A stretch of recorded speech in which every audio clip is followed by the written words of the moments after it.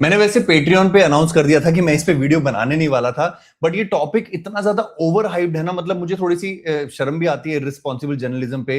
इस cold card wallet को safest बुलाना, लार्जेस्ट बुलाना, तो मैंने सोचा अब तो बनाना ही पड़ेगा, क्योंकि from Instagram to YouTube to Twitter मतलब भरा पड़ा है लोगों को पैनिक कराने के लिए। दो तीन चीजें मैं यहाँ पर कवर करूंगा कि इस कोल्ड कॉल वॉलेट का जो हैक हुआ है, इसके चलते सबसे ज्यादा जो लोगों को डर है कि क्या मेरे लेजर वॉलेट को खतरा है, क्या मेरे ट्रेजर वॉलेट को खतरा है, क्या मेरे टेंजम वॉलेट को खतरा है, क्या मेरे सॉफ्टवेयर वॉलेट को जैसे कि फैंटम वॉलेट को, सेफ पाल को, इन सबको खतरा है क्या। इन सब के ऊपर से मैं पर्दा उठाऊंगा। बट सबसे पहले गाइस मैं फिर से कहूंगा, मतलब very very shameless once again, that just for the views लोग बिल्कुल भी रिस्पॉन्सिबिलिटी नहीं रखते हैं कि हम क्या शब्दों का प्रयोग करें। Some people are calling the safest bitcoin wallet, some are calling it the biggest bitcoin wallet. पहले मैं क्लियर कर दूं कि मार्केट शेयर के हिसाब से कोल्ड कार्ड वॉलेट का मार्केट शेयर मार्केट में नेग्लिजिबल है। 65 to 70% वॉलेट शेयर है लेजर का, तो मैं लेजर पे ज्यादा ध्यान दूंगा। हालांकि मैंने आज तक कभी लेजर को प्रमोट नहीं किया है, मैंने आज तक कभी लेजर का कोई रेफरेंस लिंक नहीं दिया है, इन सब लोगों ने दिया है। तो इनको शायद वो गिल्ट फीलिंग हो रही है कि कल को अगर लेजर हैक हो गया तो क्या होगा।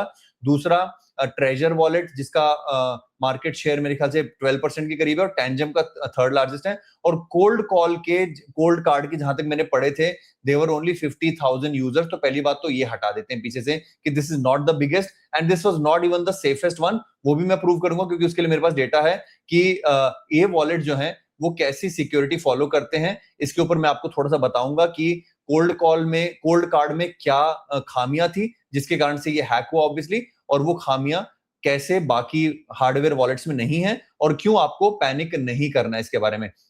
सबसे पहले थोड़ा सा मैं टाइम लूंगा, क्योंकि मैं अध्यापक हूं तो मैं थोड़ा सा समय ज्यादा बिताता हूं चीजों की गहराई में जाने के लिए।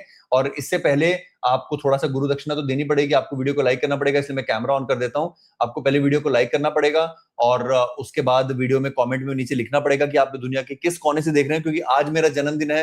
मेरा बिल्कुल प्लान नहीं था।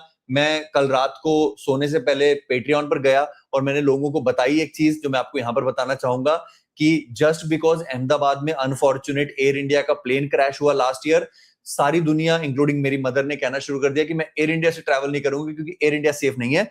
बल्कि मैंने एक स्टैटिस्टिशियन को पढ़ा था जिसने कहा था कि लॉ ऑफ प्रोबेबिलिटी कहती है कि अब एयर इंडिया के क्रैश होने की प्रोबेबिलिटी 0 के करीब होगी, क्योंकि प्लेन्स के क्रैश होने की प्रोबेबिलिटी एक्स होती है, और अगर एक कंपनी का एक प्लेन अभी क्रैश हो जाए तो उसकी प्रोबेबिलिटी कम हो जाती है। तो ये मुझे वैसे ही साउंड हुआ जैसे कल लोग बिल्कुल पैनिक हो रहे थे। लोगों ने पैनिक के मारे अपने लेजर वॉलेट से पैसा निकाल के अपने क्रिप्टो सेल तक किए हैं, and I hate that, and that is why I should not show this, but I'm showing these clips because these people are just panicking world, they are not telling the reality.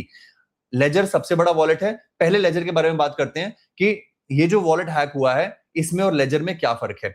जो cold card wallet hack हुआ है, they use model like MK3 और MK4। अब जब ये hack हुआ है तो इसके जो लास्ट फर्मवेयर थी 2021-22 की, उसके अंदर सीड फ्रेज को रेप्लिकेट करने का एक बग था। अच्छी बात क्या है वॉलेट्स के बारे में, चाहे वो फैंटम हो, चाहे वो लेजर हो, चाहे वो सॉफ्टवेयर हो, चाहे हार्डवेयर हो, ठीक है, कि वो हमेशा ओपन सोर्स मैकेनिज्म पर काम करते हैं। इसका मतलब वो डेवलपर्स को एनकरेज करते हैं कि उनके कोड बेस के अंदर जाकर खामियां ढूंढे, क्योंकि it is an open source project. तो लोगों ने खामियां ढूंढी थी, कोल्ड कार्ड ने उस खामी को फिक्स नहीं किया, उस फर्मवेयर को फिक्स नहीं किया, या फिक्स भी किया तो बहुत सारे लोगों ने अपने उस कोल्ड कार्ड हार्डवेयर लेजर को अपडेट नहीं किया था। अब आपके लिए एक इंपॉर्टेंट है कि अगर आप एक हार्डवेयर वॉलेट यूज करते हो, और खासकर मैं तो कहता हूं ब्लूटूथ वाले मत करना।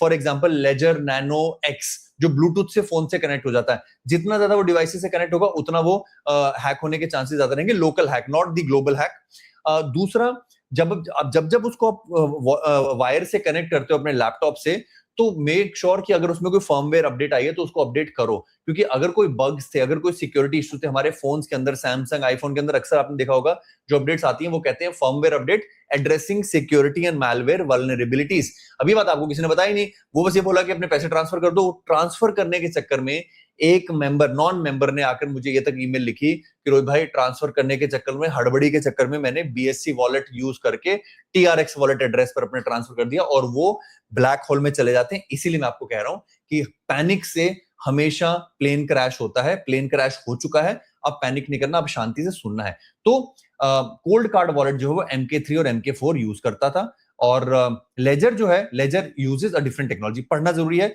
जनरेशनल मेथड यूज करता है जो कि true random number generator, TRNG, यानी कि हर बार जो भी वॉलेट का सीड फ्रेज जनरेट होता है वो रैंडम होता है। बाय द वे, जो लोग बिल्कुल नए, जिनको अभी तो कुछ समझ नहीं आ रही है हार्डवेयर वॉलेट क्या होता है, सॉफ्टवेयर वॉलेट क्या होता है, सीड फ्रेज क्या होता है, मैं वीडियो के अंत में आपको समझाऊंगा भी। उसके लिए मैंने एक छोटी सी PPT बना के रखी हुई है आपके लिए, तो उसके लिए थोड़ा सा स्टे ट्यून्ड रहिएगा, ठीक है। तो ये 226 बिट पर है या फिर उससे हाई, तो इसकी मिनिमम जो जनरेशन है इसकी चिप की वो 226 बिट की है, या फिर उससे हाई क्वालिटी की इंक्रिप्शन ये क्रिएट करता है, ठीक है।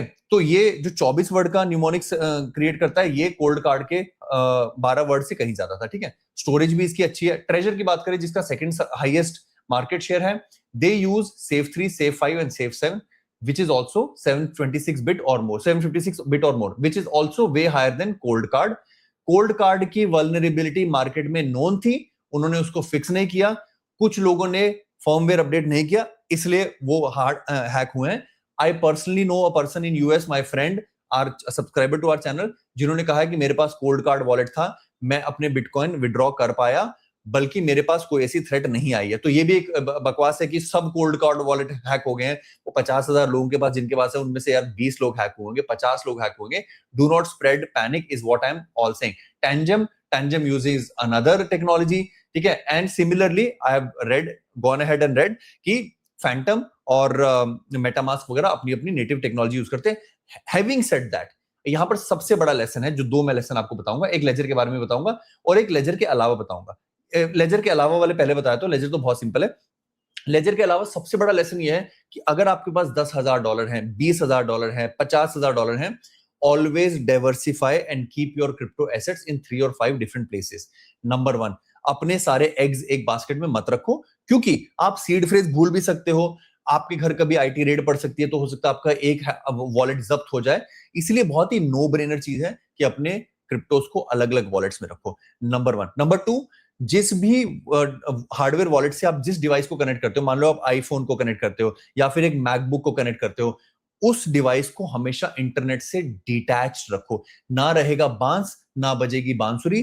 अगर आपका क्रिप्टो साइज ज्यादा है, और अपने उस दोस्त को जरूर फॉरवर्ड करना जिसका क्रिप्टो वॉलेट साइज $20,000, $50,000 या फिर $1 करोड़ रुपए के आसपास का है, उसको बोलना कि भाई इसके लिए अलग से डिवाइस ले ले, चाहे सैमसंग का फोन ले ले, जिसको अगर आप कनेक्ट करो अपने हार्डवेयर वॉलेट से, तो उस सैमसंग फोन को नेट से डिटैच रखो, तो वो आपका बचा रहेगा। तीसरा ईयर जो मैंने आपको लेजर का दिखाया, ऐसे ना आपको स्कीमें बहुत दिखेंगी। लेजर रिकवर, मैंने भी जब अपना लास्ट लेजर वॉलेट लिया था, और मैंने अपनी मम्मी के बर्थडे पर पिछले साल 3 लेजर वॉलेट्स गिफ्ट भी किए थे, आपको याद होगा, तो मैंने लोगों को एक चेतावनी दी थी कि ये लेजर रिकवर जैसी सीड फ्रेज बैकअप ऑप्शंस मत खरीदें।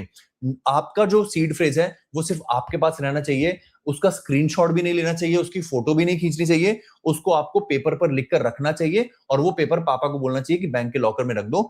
ये जो Ledger recover seed phrase backup option आती हैं, ये तो और भी ज्यादा डेंजरस है। एक तो ये आपसे प्रीमियम लेते हैं इस चीज का, इन्होंने 3-4 साल पहले लॉन्च किया था, और उसके लिए कहते हैं कि आपके सीड फ्रेज हमारे पास सेफ रहेंगे, अगर आप कभी भूल जाते हो तो हम आपको बता देंगे। इन सब में नहीं पड़ना है, जितना ज्यादा आप सेफ्टी सिक्योरिटी रखेंगे उतना आपके लिए अच्छा रहेगा। अच्छा, मुझे कमेंट में बताना कि आपको अभी भी कुछ डर है, तो मैं पर्सनली कमेंट पढ़ के आपका निवारण करूंगा। बट जिन लोगों के लिए, जिन लोगों को हार्डवेयर वॉलेट का समझ नहीं आता, उनके लिए सिंपल सा डायग्राम है, ये कैसे काम करता है।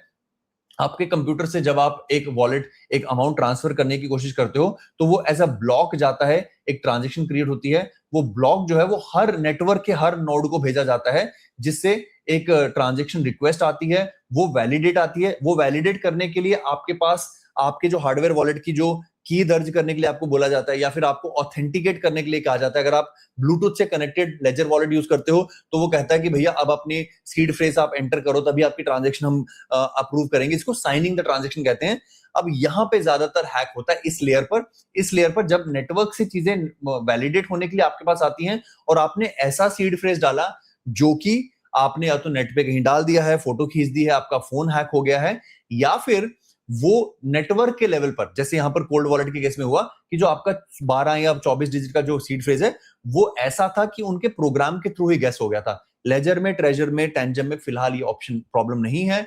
फैंटम में ये प्रॉब्लम नहीं है, बट अगर आप लोकली एहतियात नहीं बरतते हैं, आपके सिस्टम से कोई, आपके मैलवेयर से कोई, आपके ने कोई कुकी डाउनलोड कर ली है, कोई मैलवेयर डाउनलोड कर लिया, कोई ट्रोजन डाउनलोड कर लिया, उसके चलते हमारे बहुत ही निकट मित्र गोल्ड मेंबर का वॉलेट इसलिए हैक हुआ था क्योंकि वो एक लैपटॉप पर गेम खेला करते थे। And I don't have any shame, वो आकर आपको बता भी सकते हैं अपना अनुभव कि उन्होंने वो गेम्स खेला करते थे, उनका कोई पुराना लैपटॉप था, उस पे उन्होंने क्रोम एक्सटेंशन डाली हुई थी उस वॉलेट की, और उनका वो सिस्टम हैक हुआ था। और हालांकि उनके इस वॉलेट के साथ साथ उनकी जीमेल आईडी, उनका लिंक्डइन सब हैक हो गया था। तो वो लोकल हैकिंग है, वो किसी के साथ भी हो सकती है, उसका इस सिस्टम की मैलवेयर रिलेटेबिलिटी से कोई लेना देना नहीं है। तो ये जो कोल्ड वॉलेट हैक हुआ वो इस लेवल पर हैक हुआ है कि सिस्टम लेवल से, उनके सेंट्रल सिस्टम से सीड फ्रेज गैस होना शुरू हो गए थे। तो हैकर्स ने क्या किया, इसको हम कहते हैं DDoS attack.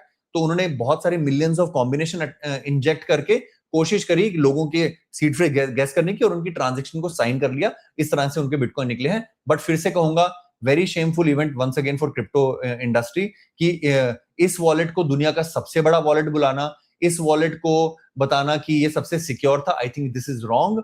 Yes, a small fraction of bitcoin are hacked, but lot of people are telling कि ये आज तक की बिटकॉइन का सबसे बड़ा लो पॉइंट है।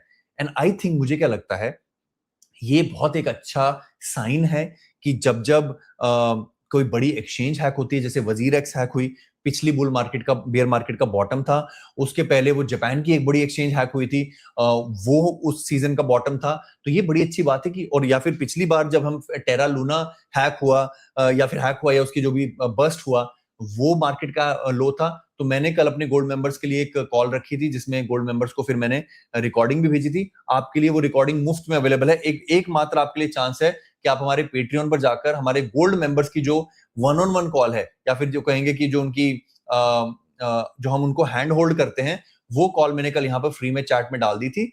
वो आप यहाँ पे देख सकते हैं। सॉरी, आज मेरा बर्थडे, तो यहाँ पर कुछ ज्यादा बर्थडे विशेष आई हुई है। ये गोल्ड कॉल रिकॉर्डिंग है। मैंने लिख दिया था कि क्योंकि आज मैं कल मेरे पास टाइम नहीं था, मैं एक्सप्लेन नहीं कर पाया कोल्ड कार्ड वॉलेट का हैक, मैंने इसमें समझा दिया था।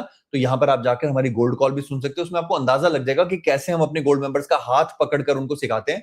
हालांकि मैं आपके लिए भी उपलब्ध हूँ, जन्मदिन होने के बावजूद भी मुझे बहुत सारी जगह जाना है, अच्छी अच्छी जगह पे कुछ कुछ दान पुण्य करने, उसके बावजूद भी मैं आपके लिए वीडियो फटाफट से लेके आया हूँ। इसको अप्रिशिएट कीजिएगा, वीडियो को लाइक कीजिएगा, कमेंट जरूर करना कि आपको कुछ और डाउट रह गया है, या फिर अगर आपने सब्सक्राइब नहीं किया तो चैनल को सब्सक्राइब कर लेना। अपना ख्याल रखना, अपने माता पिता का ख्याल रखना। धन्यवाद। जय हिंद।